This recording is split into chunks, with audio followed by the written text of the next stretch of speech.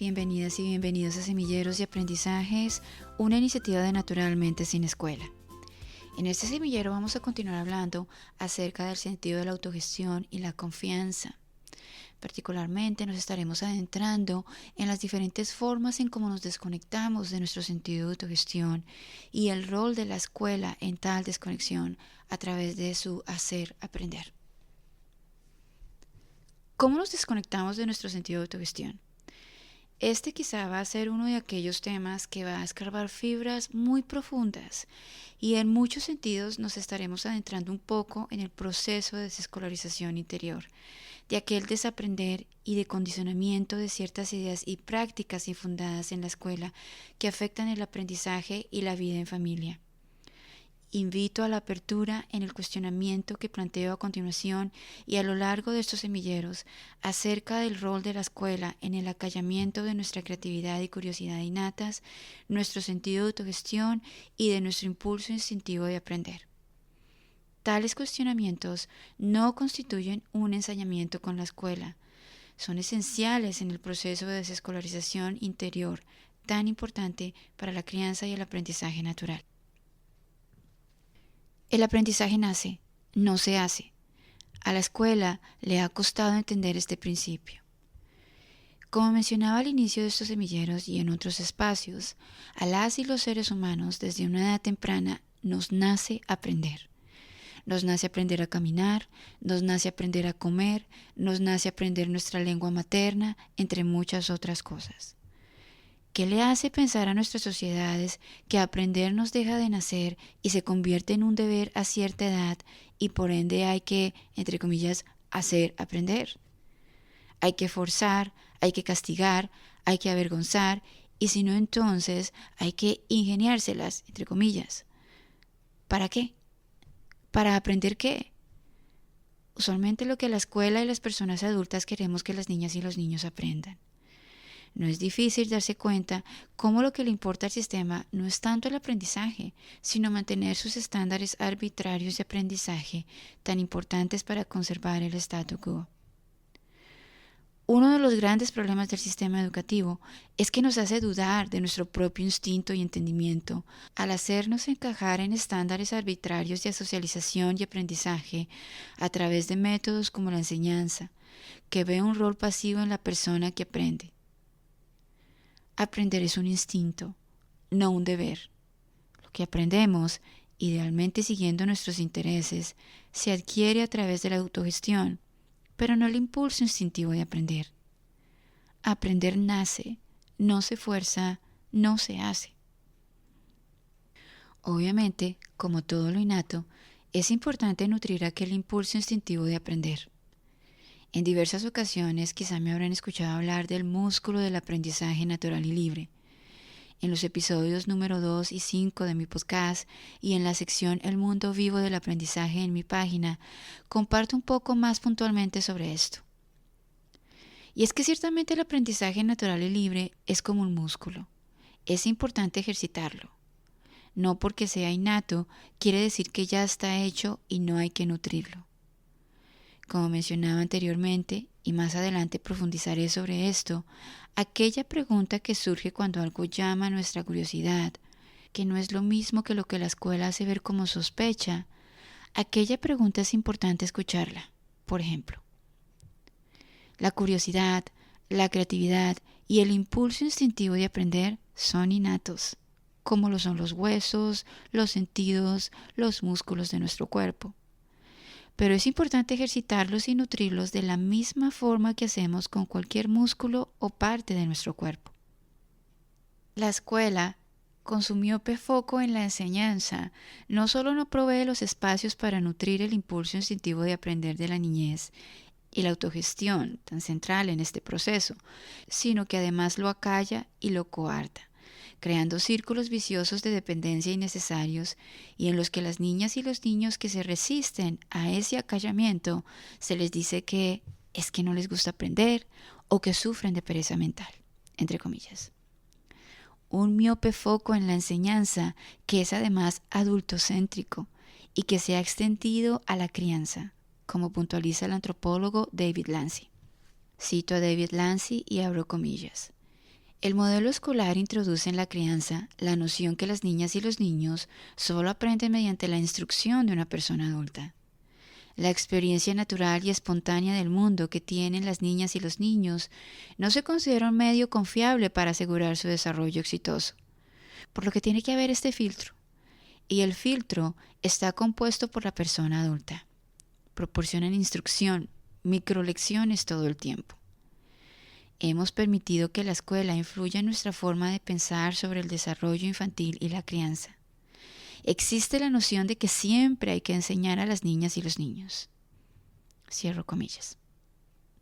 Geoff Graham, crítico de la educación, describe muy bien aquel acallamiento del aprendizaje natural y dependencia innecesaria que ha creado la escuela y el punto al que puede llegar, si lo permitimos. Cito a Geoff Graham y abro comillas. Si las niñas y los niños comenzaran a ir a la escuela a los 6 meses y sus maestros les dieran lecciones de caminar, en una sola generación la gente llegaría a creer que los humanos no pueden aprender a caminar sin ir a la escuela. Cierro comillas. La escuela, con su hacer aprender y su miope foco en la enseñanza, crea necesidades innecesarias, socava lo que ya existe, la motivación intrínseca, el sentido innato de autogestión y el amor por el aprendizaje. Y de aquellas necesidades innecesarias creadas por la escuela, caemos en círculos viciosos de avergonzamiento, control, resistencia, avergonzamiento, control, resistencia. Como Carol Black en su ensayo A Thousand Rivers advierte, cito a Carol Black y abro comillas, la resistencia de las niñas y los niños adopta muchas formas: falta de atención, irritabilidad, perturbación, retraimiento, inquietud, olvido. De hecho, todos los síntomas del TDAH son comportamientos de una niña o un niño que se resiste activa o pasivamente al control de las personas adultas. También pueden ser signos de estrés o trauma, o pueden ser todo lo anterior. La conclusión es que una vez que comienzas a generar esa resistencia al aprendizaje, si no das un paso atrás rápidamente, puede solidificarse y convertirse en algo muy incapacitante. Cierro comillas. Además de ser trágico, es insostenible. Cuando nos apresuramos a decir displicentemente que hay personas que no les gusta aprender, que sufren de pereza mental o que les gusta que les den todo empaquetadito, todo esto en comillas, siento que además de replicar narrativas escolarizadas, hay algo muy complejo, irónico e injusto que estamos perdiendo de vista. Ese algo es quizá el hecho que en la gran mayoría de personas que fuimos escolarizadas existe en cierta medida una profunda desconexión con aquel sentido de autogestión, debido en gran parte a que éste se nos fue acallado en la escuela. Pienso que necesitamos comprender y reconocer estas causas de fondo y ser más empáticas o empáticos antes de apresurarnos a llamarle displicente e ignorantemente pereza mental, entre comillas. Una narrativa que, como compartí hace algunos meses, además es muy escolarizada. ¿Quién no recuerda a aquel profesor o profesora diciéndole a la niña o el niño que no quería aprender lo que el currículo le exigía, cómo y cuándo, que sufría de pereza mental? La antropóloga Jean Leaf, en su libro Learning an Everyday Life, destaca que el aprendizaje no es un proceso aislado, sino que ocurre dentro de un contexto social que influye en cómo las personas toman control o no de su aprendizaje. Se podría decir que la escuela es uno de aquellos entornos que en este caso no favorece la autogestión, debido al sistema de imposición y enseñanza en el que se basa, en el hacer aprender. En el escrito del psicólogo Peter Gray que mencionaba en el semillero anterior, él argumenta que las escuelas, abro comillas, son entornos que no solo no logran optimizar las formas naturales de aprender de las niñas y los niños, sino que parecen estar deliberadamente diseñadas para excluirlas. 4 formas en que la escuela frustra nuestro sentido de autogestión a través de crear necesidades innecesarias y del hacer aprender son: al manejar nuestro tiempo y aprendizaje, al basarse en la competición y la motivación extrínseca, al castigar el error y al condicionarnos a un sistema basado en la respuesta correcta, no en la formulación de preguntas. Al manejar nuestro tiempo y aprendizaje con horarios impuestos y planes de estudio, la escuela frustra nuestro sentido de autogestión. Para Peter Gray, aquellos impulsos instintivos de aprender humanos, entre ellos la autogestión, son reprimidos en la escuela o entorno de la siguiente forma.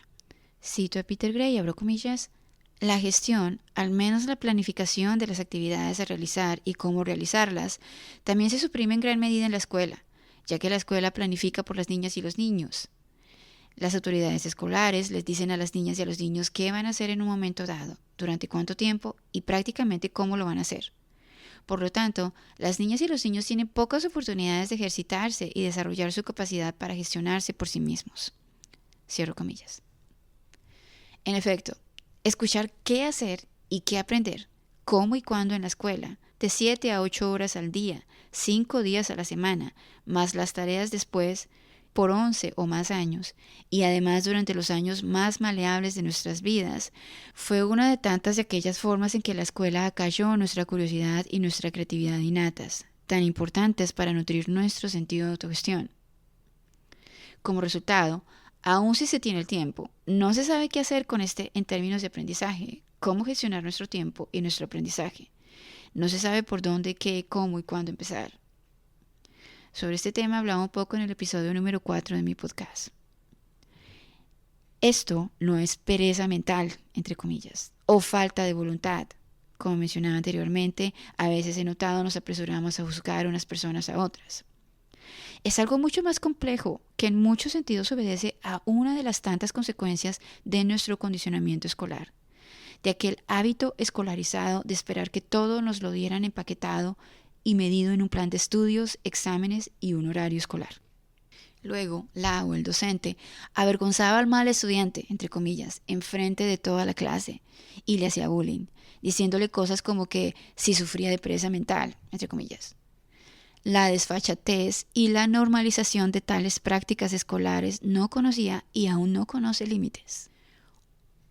Otra forma en que la escuela frustra nuestro sentido de autogestión es al basarse en la competición y en la motivación extrínseca, con su sistema de enseñanza, calificación y demás formas de imponer y medir el aprendizaje.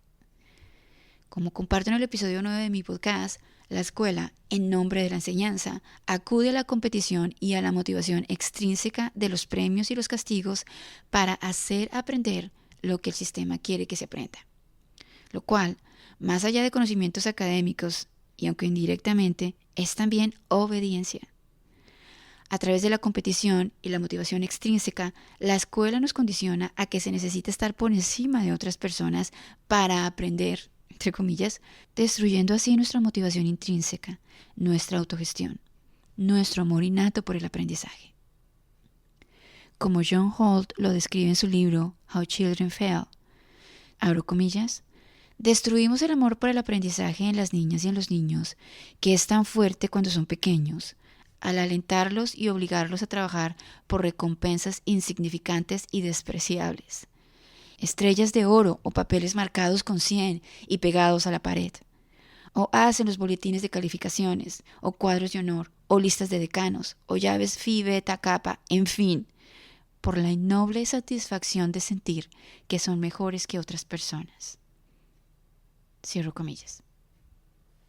Un sistema basado en la competición y la motivación extrínseca que, como el autor Alfie Kohn elocuentemente dice, comillas, nos hace ver a otras personas no como amigos y colaboradores, sino como obstáculos para nuestro éxito. Al castigar el error, la escuela también acalla nuestro sentido de autogestión. La escuela, a través de su énfasis en la competición, en los estándares arbitrarios, en los premios y los castigos, en la vergüenza para castigar los errores y hacerlos ver como fallas y fracasos, no como caminos y oportunidades de aprendizaje, nos hace ver al aprendizaje natural basado en el ensayo y el error, sobre el que profundizaba en el semillero anterior, nos hace verlo bajo el tóxico prisma escolarizado del aprendizaje basado en el castigo y el sufrimiento, que nos lleva a toda consta a evitar los errores, a no buscar la colaboración con otras personas y a evitar decir no sé, siendo estos últimos motores tan esenciales para la autogestión y sobre todo para nuestra relación con sí mismos y en sociedad. En su afán por la productividad y la estandarización del aprendizaje, la escuela pone a la enseñanza por encima de la experiencia directa y el aprendizaje por ensayo y error, siendo estos últimos bases fundamentales no solo de la innovación, sino del desenvolvimiento del potencial humano. La escuela también frustra nuestro sentido de autogestión al condicionarnos a un sistema basado en la enseñanza y en la respuesta correcta, acallando nuestras propias preguntas que también son el motor de la autogestión. Al condicionarnos a un sistema basado en la provisión de respuestas o de la respuesta correcta, la escuela acalla nuestra curiosidad innata y por ende nuestro sentido de autogestión.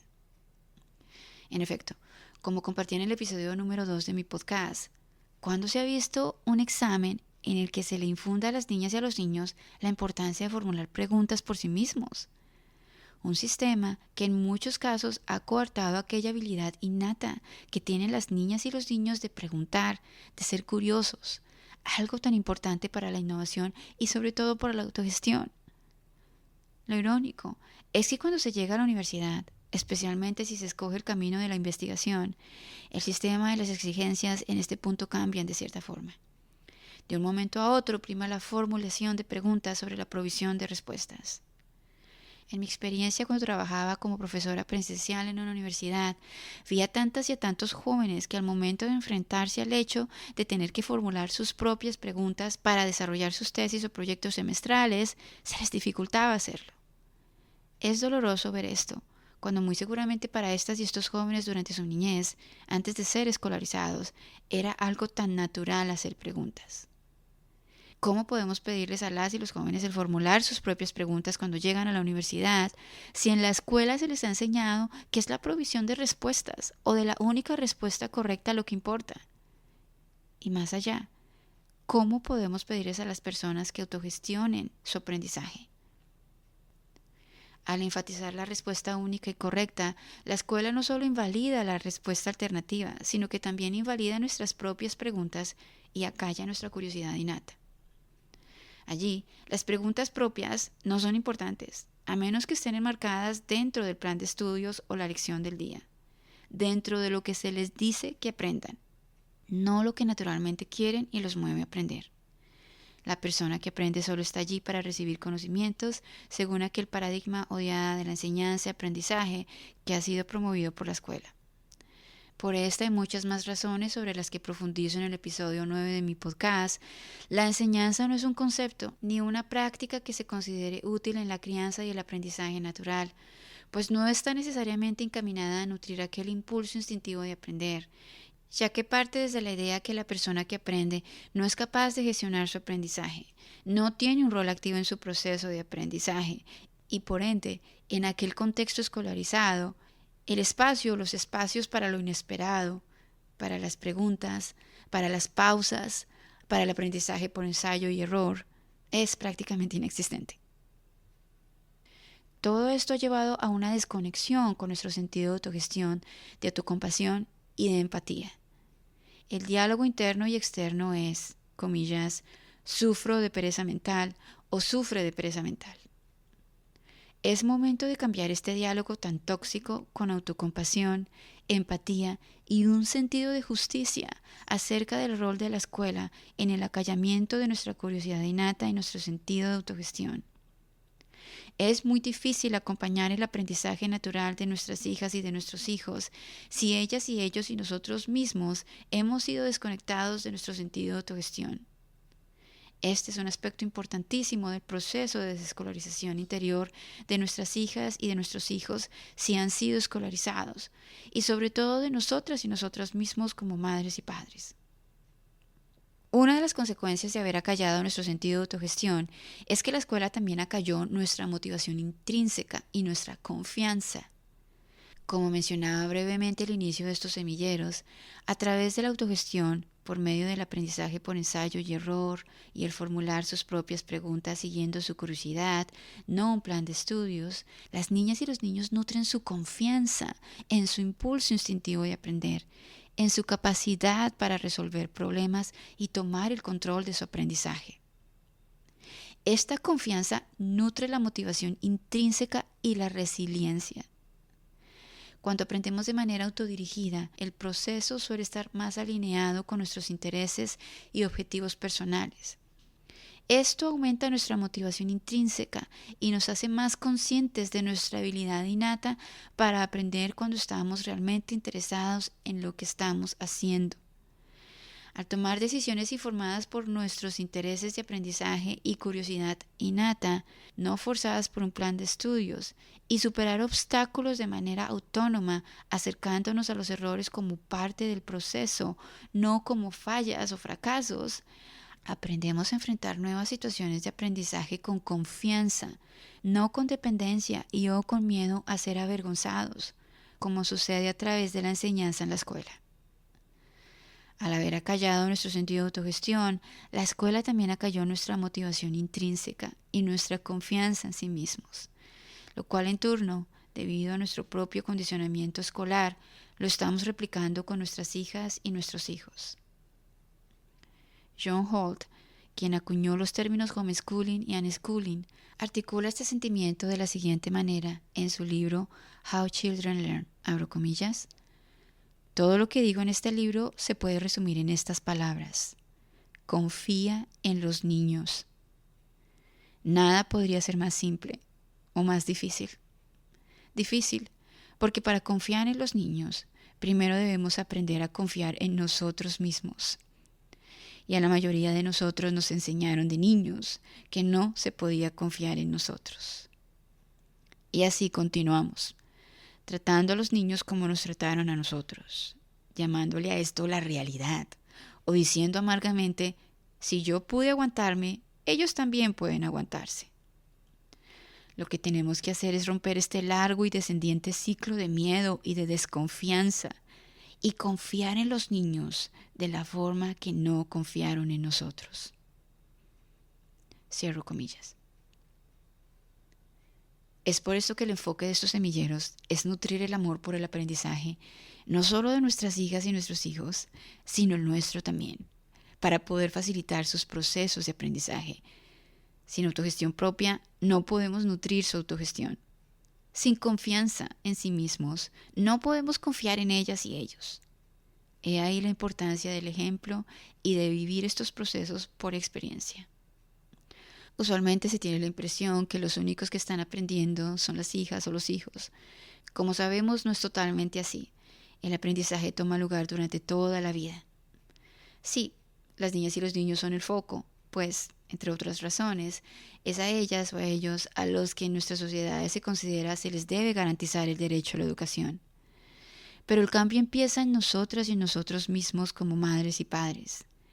He ahí la importancia de la desescolarización interior para reconectarnos y nutrir nuestra curiosidad y creatividad innatas, nuestro sentido de autogestión y nuestro impulso instintivo de aprender, acallados en gran parte en la escuela. Somos ejemplo.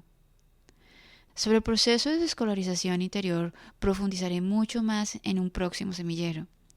Por ahora mi sugerencia es que sigas tu ritmo en este proceso, pues como mencionaba anteriormente, estos temas pueden mover fibras muy profundas nuestras. Así que no dejemos de lado también el autocuidado. Esto también es autogestión. Recordemos que nuestras hijas y nuestros hijos nos necesitan con un espíritu fortalecido por encima de todo.